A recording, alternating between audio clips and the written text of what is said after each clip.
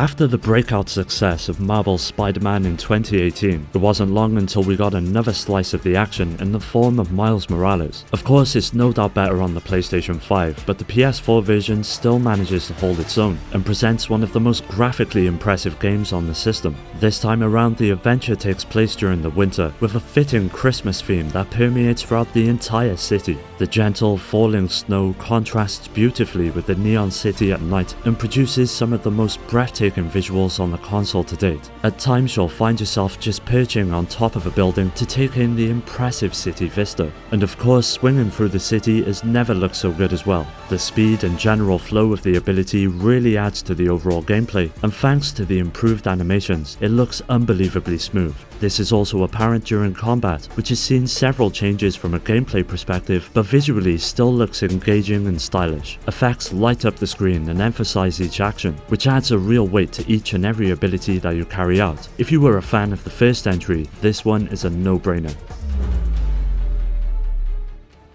For a long time, Gran Turismo was the gold standard when it came to driving simulators. Over the years, the series has stumbled a couple of times, with Sport being one of those moments. But after a somewhat lackluster release, the game slowly grew into a much better version of itself, and now offers one of the best driving games on the PS4. Like previous entries, the visuals are a real highlight, taking full advantage of the PlayStation 4's power and offering a solid 60 frames per second presentation, as well as improved resolution for pro users and HDR lighting. These aspects really bring the visual side of the experience to life and help propel GT Sport into a complete league of its own. As you would expect, there's a ton of cars to earn and race with. Each of them are meticulously designed both inside and out, which can be fully appreciated through the use of the robust and feature-rich photo mode. Matching the quality of each vehicle are the tracks themselves, and although they do lack a bit of detail when compared to other racers on the market, it's the lighting engine that more than makes up for it. Seriously, if there was one game that proved HDR was worth it, then this is it. If you're looking for a solid racing game on the PlayStation 4, Gran Turismo Sport is one of the best options when it comes to a well-presented and feature-rich experience.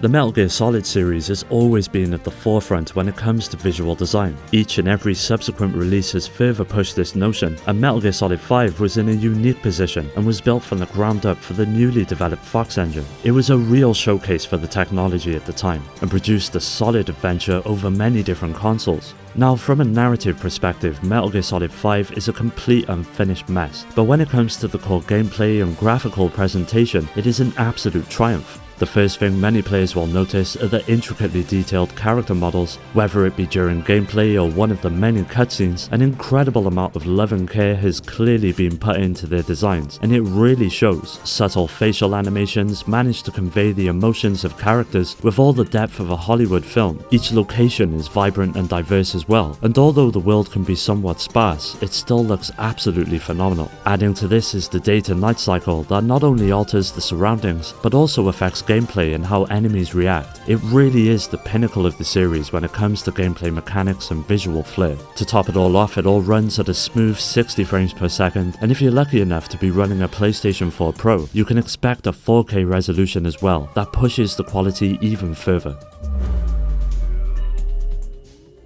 After years of producing the Killzone series, Guerrilla Games finally branched out and got to work on a completely new IP. The result was Horizon Zero Dawn, which quite easily is one of the most graphically impressive games on the PlayStation 4. It sees you taking up the role of Aloy as you are plunged into an open world absolutely brimming with style and substance. The most notable aspect of the world has to be the diverse range of locations that you'll find yourself visiting throughout the adventure. From the scorching deserts to the lush forests and dense cities, the game will constantly be finding new ways to surprise you. As with most open worlds, you can expect to be encountering a wide range of characters that all manage to add a real weight to the overall narrative and atmosphere of the environment. This is no doubt thanks to the level of detail that is lent to each of them. Even NPCs receive the same attention, and it really pays off in helping the world feel like a believable space. Naturally though, combat is where the game truly shines. The mechanical beasts that roam the open plains pose a real threat to the player. Thankfully though, Aloy is equipped with a range of weapons to counteract the threat, and using each of them brings a real sense of style to the battle. Particle effects effortlessly litter the screen as individual machine parts break off the enemy with each blow. It soon becomes one of the best aspects of the adventure. If you still haven't played it, it is well worth it.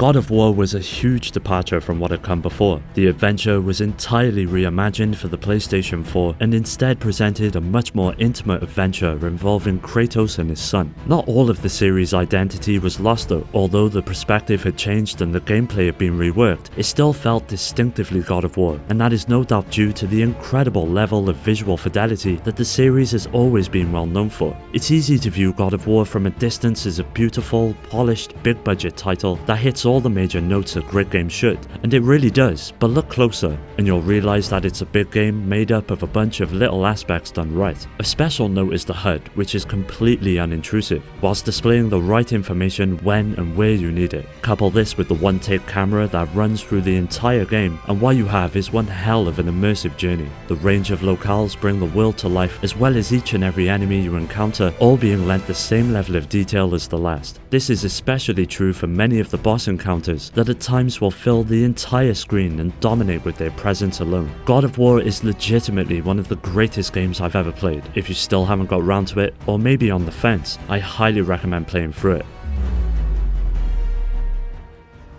As many long-time watchers know, I'm a huge fan of Hideo Kojima's work. From the humble beginnings of the Metal Gear series to his latest project Death Stranding, the seal of Kojima-flavoured weirdness has always been something I've enjoyed. And it doesn't get much weirder than Death Stranding. Gameplay mechanics aside, one of the most engrossing aspects of the experience is its presentation. The visuals are simply stunning and push the PlayStation 4 to new heights in terms of technical achievements. The first thing that will grip you are likely to be the character models that look absolutely gorgeous. Each of them are designed with unique aspects such as clothing and accessories that are modelled with an extreme attention to detail. That same level of care is also lent to the environment, and although to some it may seem somewhat bland, I for one marvel at the way such a simple and often barren landscape still has the ability to draw me in and immerse me within the events that take place throughout the adventure. Of course, no Kojima game wouldn't be complete without the signature cutscenes that convey the narrative. This is quite easily the best aspect of Death Stranding, with each of them being directed and portrayed in a truly masterful way.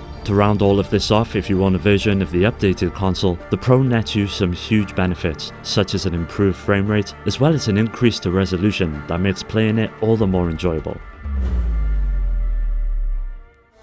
Ghost of Tsushima looks simply drop-dead gorgeous on the PlayStation 4. It has picturesque beauty wherever you look, from plains of flowing grass, temples with cherry blossoms floating majestically, to mountaintop views with fantastic panoramic scenes. Not only is the world painstakingly detailed, but they just added so many little touches to the game as a whole that drive home the point that you're looking at one of the PS4's best looking games. There's a day and night cycle in the game that provides a ton of breathtaking sunrises and sunsets, complete with excellent light filtering. In the evening, you are often treated to fireflies and a gentle wind, whereas storms come and go and drown everything in rain. There's just so many little things that make the game stand out. We haven't even talked about the character models either. Sucker Punch did a fantastic job creating the human models and animations, taking especially good care of the main character Jin and the allies that you come across throughout the adventure. Enemy and generic NPC models are all good as well, of course, but still you're going to be taking out so many Mongols that you'll get used to seeing the same models over and over again.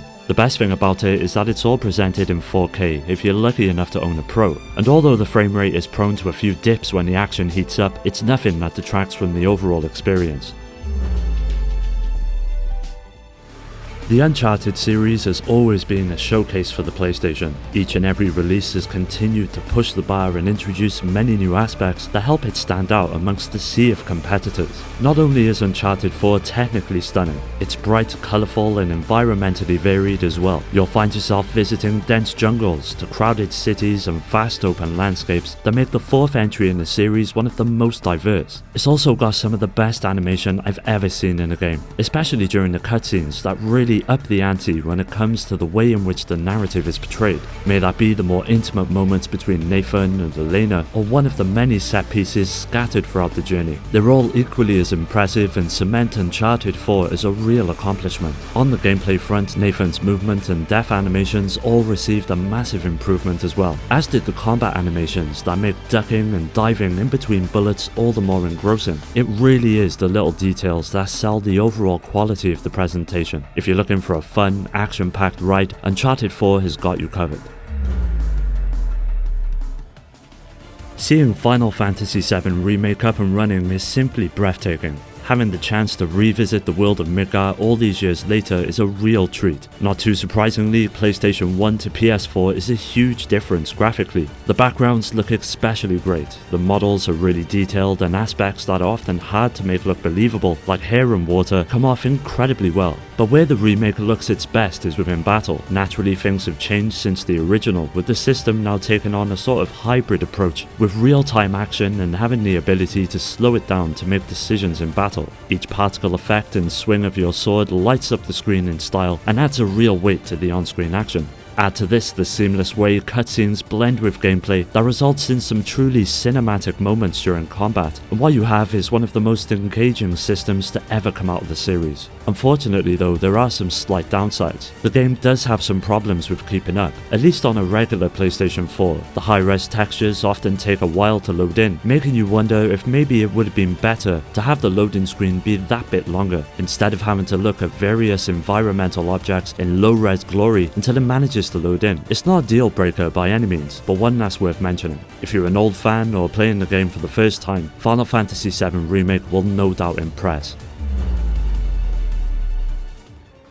Let's get the bad right out of the way. From a narrative point of view, The Last of Us 2 fails on many levels in my opinion, but there is no denying that its gameplay and visual presentation is some of the best to ever be seen on a console. The post-apocalyptic world has naturally seen a huge improvement since the previous outing, with many of the graphical touches we saw in Uncharted 4 being implemented. Even though a large portion of the game sees you wandering the abandoned, rundown streets of Seattle or the middle of the thick Washington woods, every building you wander into feels like it has its own identity. It makes you want to intricately search each of them in the hopes of learning the story of what transpired. But the most impressive aspect of the game when it comes to visuals has to be the buttery smooth animations. Each cutscene is delivered in masterful fashion, with the characters coming to life in a believable way thanks to the many subtle animations that convey emotions like nothing before it. This also translates to the gameplay, with Ellie or the fridge having the ability to pick up items within the environment and use them against enemies seamlessly. For all of its issues, The Last of Us Part 2 will undoubtedly go down as a shining example of what the PS4 is capable of.